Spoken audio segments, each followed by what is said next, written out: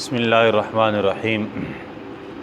मौलाय सल्ली वसल्लिम दाइमन अबदा अला हबीबिका खैरिल खल्क़ि कुल्लिहिम मुहम्मदुन ज़िक्रुहु रूहुल अनफुसिना मुहम्मदुन शुक्रुहु फ़र्दुन अलल उममी। पहली हिजरत हबशा। थोड़ा सा कल हमने इसके बारे में पढ़ा कि जब कुफ़ारो मुशरिकीन मक्का के जुल्म व सितम हद से बढ़ गए तो नबी करीम सल्लल्लाहु अलैहि वसल्लम ने मुसलमानों को हबशा की तरफ हिजरत करने की इजाज़त अता फरमाई। लिहाजा 11 मर्द और 4 औरतें हबशा की तरफ हिजरत कर गए। ये हजरात जब मक्का पाक से निकले और साहिल समंदर तक पहुँचे तो वहाँ पे एक किराए की कश्ती का इंतज़ाम फ़ौरन से हो गया और ये लोग कश्ती में बैठ के अपने सफ़र पे रवाना हो गए हबशा की जानिब।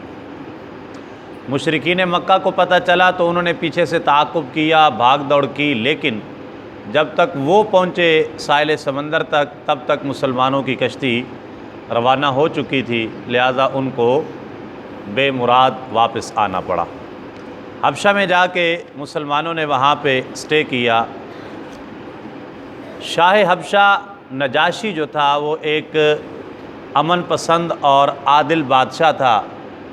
वहाँ पे जाके मुसलमानों को सुख का सांस नसीब हुआ, मज़हबी आज़ादी हासिल हुई, आराम से अपनी तमाम इबादात वो आज़ादी के साथ अदा कर सकते थे और वहाँ पे उनको कोई तकलीफ़ पहुँचाने वाला, रोकने वाला भी नहीं था। अमन था, अदल था, सुकून था, हर लिहाज से आसूदगी नसीब हुई।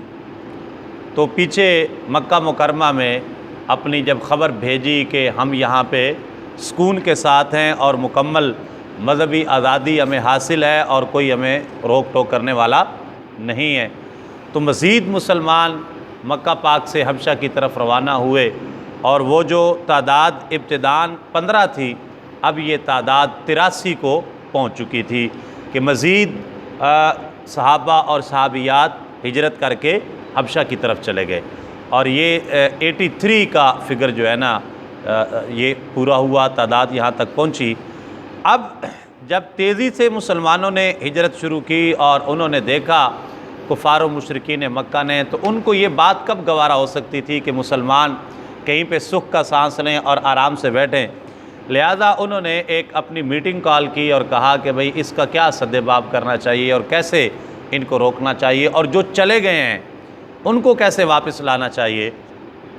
लिहाजा उन्होंने एक सफ़ारत तरतीब दी। अपने 2 सफ़ीर उमर बिन आस और अब्दुल्ला इब्न रबिया, इन 2 बंदों को तैयार किया बतौर सफ़ीर कि आप जाएं शाह हबशा नजाशी के दरबार में और बहुत सारे तोहफ़े तहफ़ भी लेके जाएं और उससे जाके बातचीत करें कि भाई देखें ये लोग ये हमारे लोग हैं, हमारे वतन के हैं, हमारे शहर मक्का के हैं, इन्होंने एक नया दीन ईजाद कर लिया है, हमारे दीन को ये बुरा भला कहते हैं और आपका जो दीन है, दीन वो ईसाई था, क्रिश्चियन था, कि आपके दीन के साथ भी इनकी कोई मुताबिकत नहीं है, इन्होंने कोई नया दीन ही गढ़ लिया है। लिहाजा ये हमारा पर्सनल मैटर है, ज़ाती मामला है हमारा, इनको हमारे हवाले किया जाए ताकि हम इनको सबक सिखा सकें। और हाँ, यूँ करना कि पहले तोहफ़े तहफ़ लेके जाओ, पहले जाके डायरेक्ट बादशाह से नहीं मिलना बल्कि दरबारियों से मिलना, उनके मजहबी रहनुमाओं से मिलना, उनके पादरियों से मिलना, उनको तोहफ़े तहफ़ देना, उनको अपनी बात सुनाना, उनको अपना हमनवा बनाना, ताकि जब तुम बादशाह के दरबार में जाके बात करो तो बाकी सारे लोग तुम्हारी हाँ में हाँ मिलाएं, तुम्हारी तायीद करें। लिहाजा तुम्हारा मौक़िफ़ इस तरह स्ट्रॉन्ग हो जाएगा। उनका जी ठीक है। अब वो बहुत सारे कीमती तोहफ़े तहफ़ जो है वो तैयार किए गए और तैयार करके इन दोनों बंदों को जो है वो भेजा गया शाह हबशा नजाशी के दरबार में और इन्होंने प्लानिंग के मुताबिक पहले जाके जितने भी उमरा थे दरबार के वज़ीर थे, मुशीर थे, उनसे जाके मुलाकातें की, उनको वो कीमती तोहफ़ पेश किए, उनके जो मजहबी रहनुमा थे उनसे मिले और उनको जाके ब्रीफिंग दी कि देखें ये बड़े जो इन्होंने नया दीन ईजाद कर लिया है, इस तरह के लोग हैं, इस तरह के लोग हैं, लिहाजा इनको हमारे हवाले किया जाए। उन सब लोगों ने उनकी तायद की और उनकी हाँ में हाँ मिलाई कि बिल्कुल आप ठीक कह रहे हैं और ये वाकई आपका ज़ाती पर्सनल मैटर है, मजहबी मामला है, इसमें हमें कोई इंटरफेयर करने की ज़रूरत नहीं है, लिहाजा आप इन लोगों को वापस ले जाएं, यही इंसाफ है और आप इनके साथ जो मर्जी सलूक करें। सुबह जब दरबार लगा और ये दोनों सफ़ीर जो है वो शाह हबशा नजाशी के दरबार में पहुँचे और वहाँ पर जाकर अपना ये मुकदमा जो है ये पेश किया, तो बिल्कुल इनकी तवक्कुआत और प्लानिंग के मुताबिक जैसे इन्होंने सोचा था, जब इन्होंने बादशाह को बताया कि जनाब ये मामला है और ये लोग वहाँ से आए हुए हैं, तो जितने भी वो सफ़ीर वगैरह थे, उमरा थे, दीगर वज़ीर थे, उन्होंने इनकी हाँ में हाँ मिलाई कि जी बिल्कुल बादशाह सलामत, ये बिल्कुल ठीक कह रहे हैं और ये लोग जो हैं जो वहाँ से आए हुए हैं और अपने आप को बादशाह कहलाते हैं, मुसलमान कहलाते हैं, सॉरी, अपने आप को मुसलमान कहलाते हैं और इन्होंने नया दीन को ईजाद कर लिया है, लिहाजा इनको इनके हवाले कर देना चाहिए। ये इनका अपना अंदरूनी मामला है, ये अपने मामलात जाके ख़ुद जो है वो सीधे कर लें, उनके साथ जो मर्जी सलूक करें। लेकिन जैसा कि मैंने पहले अर्ज़ किया कि हबशा का बादशाह एक रहमदिल आदमी था और इंसाफ पसंद आदमी था। उसने कहा नहीं, ऐसा नहीं होगा, वल्लाह ऐसा नहीं होगा, एक तरफ़ा मौक़िफ़ सुन के डिसीजन देना ये कोई दानिशमंदी नहीं है। इवन तो इनका मौक़िफ़ सुना है ना, उन लोगों को भी दरबार में बुलाया जाए और उनका मौक़िफ़ भी सुना जाए, उसके बाद डिसीजन होगा, जो भी फ़ैसला होगा वो उसके बाद होगा, उनका मौक़िफ़ तो लेना चाहिए। यहाँ पे रुक के मैं भी ये अर्ज़ करना चाहूँगा, हमारे यहाँ बहुत सारे हमारे तल्लुकात ख़राब होने की वजह, बहुत सारे लोगों के बारे में बदज़न होने की वजह, बहुत सारे लोगों के बारे में बदगुमानियाँ पाल लेने की वजह भी एक ये होती है कि हम एक तरफ़ा मौक़िफ़ सुन के उस पर कायम हो जाते, राय कायम कर लेते हैं। हम कभी सफाई का मौका नहीं देते। बेशक कोई बंदा मुझ पे ही आके इल्ज़ाम लगा दे अभी कि यार ये कारी साहब तबलीगें तो बड़ी करते हैं, लेकिन मैंने देखा था ये वहाँ पे ऐसे कर रहे थे, तो आप ये कभी कोई बंदा जो है ना वो ये गवारा नहीं करेगा कि मैं इसकी तस्दीक तो कर लूँ कि ये बात ठीक भी है, बताने वाला सही बता रहा है कि नहीं, या कारी साहब से इसका मौक़िफ़ ले लिया जाए कि आपके बारे में ये बात सुनी है, आप क्या कहते हैं इस बारे में, क्या ये ऐसा ही है या कोई इसमें कोई रद्दो बदल है। नहीं, वो फ़ौरन से राय कायम कर ली जाएगी, हाँ अच्छा अच्छा ओए यार शुक्र है तू दसिया मैनू, असी तो बड़ा इनू चंगा समझिया सी, वो फ़ौरन ही क्या होगा, बदगुमानी पैदा हो जाएगी और वहीं से ताल्लुकात ख़राब, और अगले बंदे को पता भी नहीं होता और उसकी इज़्ज़त का जनाजा निकल हो चुका होता है और उसका किरदार जो है वो तार तार हो चुका होता है। लिहाजा शाह हबशा नजाशी जो था उसने कहा नहीं ऐसा नहीं होगा, एक तरफ़ा ट्रैफिक जो है ये नहीं चलेगी, उनको भी बुलाया जाएगा और उनका मौक़िफ़ लिया जाएगा, उसके बाद डिसीजन होगा। मुसलमानों को पैगाम भेजा गया शाह हबशा नजाशी की तरफ से कि सुबह आपने दरबार में पेश होकर अपना मौक़िफ़ देना है। मुसलमान बैठे, मशवरा किया कि हमें क्या करना चाहिए, और ज़ाहिर है जाना तो है सुबह, अब जाना है तो किस तरह अपनी सेफ साइड हमने करनी है और क्या मौक़िफ़ हमें वहाँ पे जाके देना है, क्या बातचीत करनी है ताकि हम महफूज भी रहें, हमारा दीन मज़हब भी महफूज रहे। तमाम मुशावरत के बाद, गौर व गौस करने के बाद एट द एंड डिसीजन ये हुआ कि हमें हर हाल में सच बोलना चाहिए। दरबार में जाके हर हाल में सच बोलना चाहिए, जो हमारा दीन है, जो हमारा मज़हब है, जो कुछ हम हैं, हमें अपने बारे में बिल्कुल साफ़ और वाज़ेह बात बता देनी चाहिए। उसके बाद नतीजा अल्लाह ताला की ज़ात पे छोड़ना चाहिए, जो अल्लाह पाक को मंजूर हुआ। अगर सच बोलने के बाद हमारी जान जाती है तो हम मुतमईन होंगे कि हमने अपनी जान अल्लाह और उसके रसूल की राह में कुर्बान कर दी है, और अगर हमारे सच बोलने की वजह से हमारी बचत हो जाती है तो फिर भी हमारे ज़मीर मुतमईन होंगे। लिहाजा यही डिसीजन हुआ कि बादशाह के दरबार में जाके बिल्कुल जो सच है वो बयान कर दिया जाएगा। अब जब सुबह हुए और मुहाजिरीन का वफ़द वहाँ पर पहुँचा बादशाह के दरबार में, सवाल होता है ये तुम लोगों ने कौन सा नया दीन घर लिया है जो ना तुम्हारे आबाई मज़हब के साथ मुताबिकत रखता है और ना किसी दूसरे मज़हब के साथ। ये सवाल पूछा गया, जी आपने कौन सा नया दीन बना लिया है ना ये आपके आबाओ अजदाद का जो मज़हब था उसके साथ इसकी कोई मुताबिकत है, ना किसी और ईसाई या यहूदियत के साथ कोई ये मिलता जुलता है, ये नया दीन आपने बना लिया है। हज़रत जाफ़र बिन अबी तालिब नबी पाक अलैहिस्सलाम के चचा के बेटे हैं, हज़रत अबू तालिब के बेटे हैं। हज़रत जाफ़र तैयार इनका लक़ब है। नबी पाक अलैहिस्सलाम को बहुत प्यार था इनसे। हज़रत जाफ़र बिन अबी तालिब जो थे ये मुसलमानों की तरफ से तर्जुमान मुकर्रर किए गए कि ये तर्जुमानी करेंगे। आप खड़े हुए और आपने एक मुख्तसर मगर जामे तकरीर की। आपने फरमाया, ए बादशाह, असल बात यह है कि हम जाहिल लोग थे, मुर्दार खाते थे, फहश हरकतें करते थे, रिश्तेदारों के हुकूक पामाल करते थे, हमसायों के साथ बुरा सलूक करते थे और हमारे ताकतवर कमज़ोरों का हक मार लेते थे। हमारे दिन रात इसी तरह गुज़र रहे थे कि अचानक अल्लाह ताला ने हम में से ही एक इंसान को रिसालत से सरफराज फरमा दिया, जिसको हम अच्छी तरह जानते थे और उसके हस्ब नसब और अमानत व दयानत से बखूबी वाकिफ़ थे। उस रसूल ने हमें अल्लाह की तरफ बुलाया और बताया कि वो ज़ात वहदहू ला शरीक है, इसलिए हमें चाहिए कि सिर्फ़ उसी की इबादत करें और खुदाओं की परस्तिश तर्क कर दें जिनको हम और हमारे आबाओ अजदाद ने पत्थरों से तराशा है। उसने हमें हुक्म दिया कि हम हमेशा सच बोलें, अमानत की हिफाजत करें, रिश्तेदारों और हमसायों से अच्छी तरह पेश आएँ, अपनी माओं बहनों पर बुरी नज़र ना डालें और कत्लो गारत और खून रेज़ी से परहेज़ करें। उसने हमें फहश कामों से, झूठ बोलने से, यतीम का माल खाने से और पाक दामन औरतों पर तोहमत लगाने से मना किया। हमें उसकी ये सारी बातें अच्छी लगी, इसलिए हमने उसकी तस्दीक की और उस पर ईमान ले आए।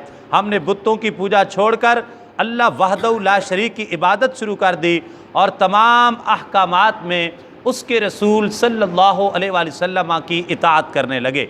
रसूल ने जो चीज़ हम पर हराम की हमने उसको हराम समझा और जिस चीज़ को हलाल करार दिया हमने उसे हलाल जाना। महज इस वजह से हमारी कौम हमारी दुश्मन बन गई। उन्होंने हमको तरह तरह की अज़ियतें दी और दोबारा कुफ्र व शिरक की तरफ लौटाना चाहा, मगर जब हम उस पर आमादा ना हुए तो उन्होंने बेपनाह जुल्म व सितम किए और हम पर अरसे हयात तंग कर दिया, यानी हमारा जीना मुश्किल कर दिया। आखिर मजबूरन हमने अपने शहर को खैर बात कहा और बेसरो समानी के आलम में यहाँ चले आए। शहनशाह मुअज़्ज़म, हमने सारी दुनिया में आपके मुल्क को तरजीह दी और आपके ज़ेरे साया रहना पसंद किया, सिर्फ़ इस उम्मीद पर कि यहाँ पर हम तक किसी जालिम का हाथ नहीं पहुँच सकेगा। ये थी हज़रत जाफ़र बिन अबी तालिब की तकरीर जो आपने शाह हबशा नजाशी के दरबार में की, और इस तकरीर का असर था, हक गोई की ताकत थी कि आपकी तकरीर से पूरे दरबार पे एक सन्नाटा छा गया, खामोशी छा गई। उसके बाद बादशाह थोड़ी देर खामोश रहा।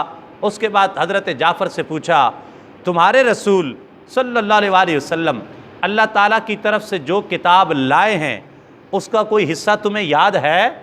फरमाया बिल्कुल याद है। कहा सुनाइए।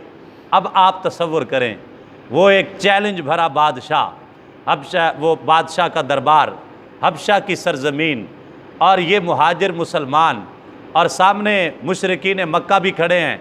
एक बहुत बड़ा चैलेंज है। वहाँ पे हज़रत जाफ़र बिन अबी तालिब बराह रास्त नबी पाक अलैहिस्सलाम से दीन सीखा, कुरान उनके सामने उतरा। अब वहाँ पे उन्होंने बादशाह के दरबार में जब तिलावत शुरू की होगी, हर तरफ हू का आलम है, सन्नाटा छाया हुआ है, दम बखुद हैं, खामोशी है, तजस्सुस है और सुना जा रहा है कि अब क्या होगा। उस वक़्त हज़रत जाफ़र बिन अबी तालिब ने सूरह मरियम की तिलावत शुरू की। काफ हा या ऐन साद ज़िक्र रहमत रब्बिका अब्दहू ज़करिया। आपने सूरह मरियम की तिलावत शुरू की और उस तिलावत की बरकत थी, ऐसा एक दिलों पर कह लें कि विजदान की कैफियत तारी हुई, ऐसा माहौल के अंदर एक सुरूर पैदा हुआ कि जब हज़रत जाफ़र बिन अबी तालिब ने तिलावत मुकम्मल की तो शाह हबशा नजाशी की दाढ़ी आंसुओं से तर हो चुकी थी। ऐसी रिक्कत दिलों पर तारी हुई आपकी तिलावत की बरकत से कि बादशाह रो रो के उसकी तमाम दाढ़ी जो थी वो आंसुओं से तर हो चुकी थी। और बाकी जो दरबारी थे, उसके उमारा थे, जितने भी वज़ीर थे, उनके साथ भी यही कैफियत थी। अपनी किताबें खोले बैठे थे सामने, उनके मजहबी रहनुमा अपनी किताबें खोल के बैठे हैं। और जब इस नग़्मा अज़ल ने उनके कानों में रस घोला तो सबकी आंखों से आंसू जारी हो गए। अल्लाह अकबर, क्या किताबुल्लाह की तासीर थी, क्या वो मंज़र होगा, क्या वो देख काबिल दीद एक माहौल होगा कि जिसने पूरे वहाँ पे दरबार के अंदर एक आंसुओं की रिमझिम जो है वो जारी कर दी है। जब आपने तिलावत ख़त्म की और अश्कों के सिलाब ने उनकी किताबों को भुगो डाला, जब जोशे गिरिया ज़रा कम हुआ तो बादशाह ने कहा, वल्लाह ये कलाम और हज़रत ईसा पर नाजिल होने वाला कलाम एक ही मशअल की किरणें हैं। ये अब बादशाह कहने लगा है कि जो कलाम हज़रत ईसा पे नाजिल होता था और जो कलाम ये आपने मुझे सुनाया है, ये तो एक ही मशअल की किरणें हैं, ये इनका मरकज़ मंबा तो एक ही मुझे लग रहा है। अब क्या हुआ कि फिर बादशाह सफ़ीरों की तरफ मुतवज्जे हुआ, वो मुशरिकीन मक्का, और उनको बोला, तुम लोग वापस चले जाओ, खुदा की कसम है मैं इन लोगों को तुम्हारे हवाले नहीं करूँगा। जा अल हक़ व ज़हक़ल बातिल इन्नल बातिल काना ज़हूका, हक़ आया और बातिल भाग गया। बेशक बातिल भागने के लिए है, भागने के लिए आया है। लेकिन ये लोग भी बड़े ज़िद के पक्के थे, हार मानने वाले नहीं थे। जब बादशाह के दरबार से बाहर निकले तो उमर बिन आस ने सरगोशी करते हुए अपने साथी से कहा कि मैं इतनी जल्दी हथियार नहीं डालूँगा, कल मैं एक ऐसी चाल चलूँगा कि जो बिल्कुल सारा मामला उलट करके रख देगी और बिल आखिर बादशाह को, मुसलमानों को हमारे हवाले करना पड़ेगा। और जो उसने तरकीब सोची वो वाकई बड़ी ख़तरनाक थी, चाल वाकई बड़ी ख़तरनाक थी। उसने क्या किया कि अगले दिन फिर बादशाह के दरबार में रसाई हासिल कीजिए, हमें एक मौका और दिया जाए, कुछ गुफ्तगू करना चाहते हैं। बादशाह ने मौका दे दिया। अगले दिन ये दोनों सफ़ीर दोबारा बादशाह के दरबार में चले गए और जाकर कहा, आलीजा, जिन लोगों को आपने पनाह दे रखी है वो हज़रत ईसा के बारे में भी बहुत गलत नज़रियात रखते हैं और उनकी तौहीन के मुर्तकिब होते हैं। बादशाह चूँकि ईसाई था, ईसा अलैहिस्सलाम का मानने वाला था, उसको जाके ये बात करना, ये तो सरासर इश्तिआल दिलाने के मुतरादिफ था कि जिन लोगों को आप पनाह दे रहे हैं वो तो आपके नबी अलैहिस्सलाम के बारे में गलत नज़रियात रखते हैं और उनके बारे में माअज़ल्लाह अजीब व गरीब बातें करते हैं। अब यहाँ पर ये एक फ़ितरी सी बात थी कि ये बात सुन के कोई भी मानने वाला किसी का वो फ़ौरन सीख पा हो जाएगा, उसको गुस्सा आ जाएगा। लेकिन अल्लाह ताला की मदद मुसलमानों के साथ थी। यहाँ पर भी बादशाह ने फिर अदल से काम लिया और उसने कहा, नहीं ऐसे नहीं होगा, ठीक है, मुसलमानों को भी बुलाओ और उनसे पूछो कि वो हज़रत ईसा अलैहिस्सलाम के बारे में क्या मौक़िफ़ रखते हैं।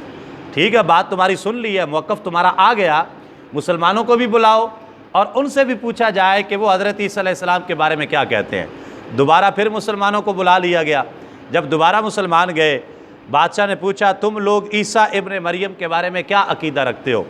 हज़रत जाफ़र बिन अबी तालिब ने जवाब दिया, हम उनको अब्दुल्लाह यानी अल्लाह का बंदा, रसूलुल्लाह यानी अल्लाह का रसूल, रूहुल्लाह और कलिमतुल्लाह समझते हैं, जो कंवारी और पाक दामन बीबी मरियम से पैदा हुए।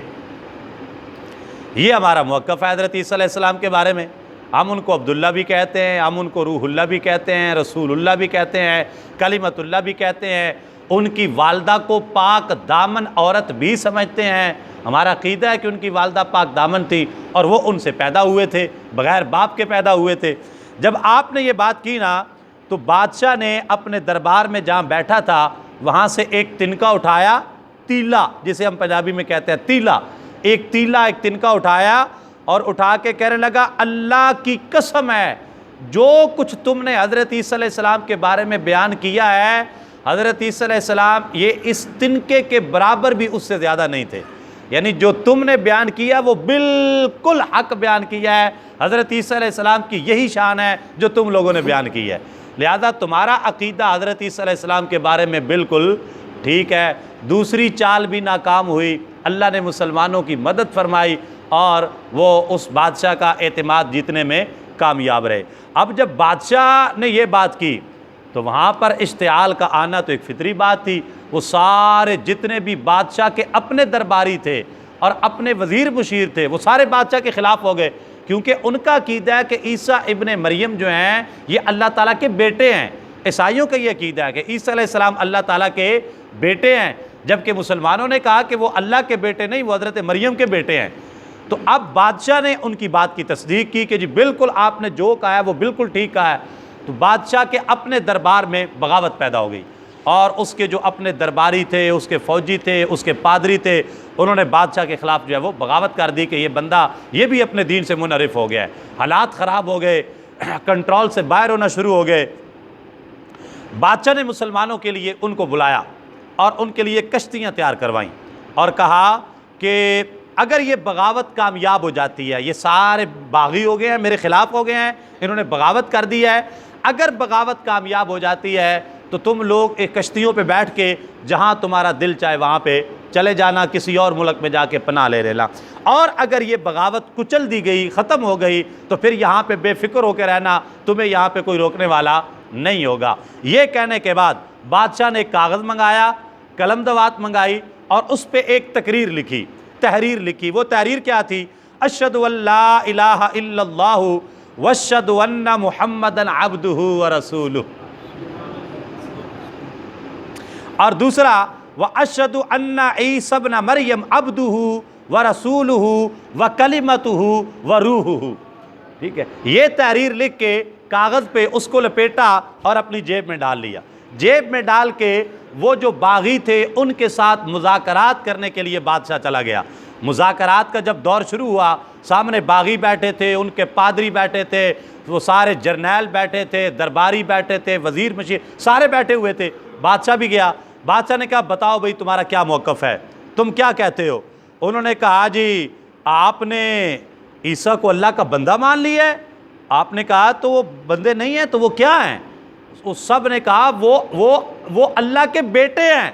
सब ने ज़ोर दे कहा कि ईसा अलैहिस्सलाम क्या है? अल्लाह के बेटे हैं। बादशाह ने वो जो पर्ची डाली थी ना अपनी जेब में सीने पे, उस पे हाथ रख के कहा मेरा इस पे ईमान है, मेरा इस पे।